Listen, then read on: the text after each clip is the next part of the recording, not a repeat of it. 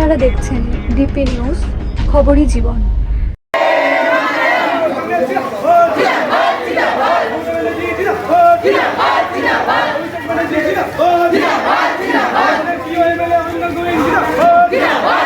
BJP শাসিত রাজ্যে বাংলা ভাষাভাষীদের উপর অত্যাচারের প্রতিবাদে পথে নামল তৃণমূল। রবিবার বৈদ্যবাটির সারাফুলি শহর তৃণমূল কংগ্রেসের উদ্যোগে সারাফুলির ছাতুগঞ্জ থেকে শুরু হওয়া এক পদযাত্রা শেষ হয় বৈদ্যবাটির জোড়া অশোকতলায়।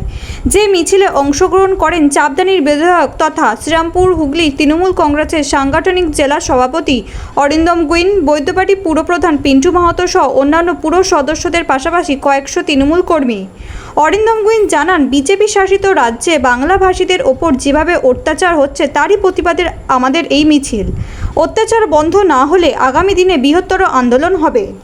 দেখুন, সারা ভারতবর্ষে যেখানে যেখানে ডবল ইঞ্জিন সরকার আছে সেখানে যেভাবে বাঙালিদের ওপর অত্যাচার হচ্ছে, বাংলা ভাষা দেখলে তাদের বাংলাদেশি তকমা দেওয়া হচ্ছে, তাদের রোহিঙ্গা তকমা দেওয়া হচ্ছে, তার প্রতিবাদে সারা বাংলার মানুষ আজকে রাস্তায়। আজকে আমরা সারাপুলি বদ্যিবাটির মানুষ আজকে পায়ে পা মেলাচ্ছি যে এখানে আমাদের নেত্রী মমতা বন্দ্যোপাধ্যায় যে ভাষা আন্দোলন শুরু করেছেন সেই আন্দোলনের শরিক হয়ে আমরা তৃণমূল কংগ্রেসের সকল শাখা সংগঠন আজকে পায়ে পা মেলাচ্ছি। এবং আমাদের একটাই আবেদন কেন্দ্রীয় সরকারের কাছে যে বাংলা ভাষা, যে ভাষা সারা ভারতবর্ষের সপ্তম ভাষা, সেই ভাষাকে যেভাবে অবমাননা করা হচ্ছে তার প্রতি ধিক্কার জানাই।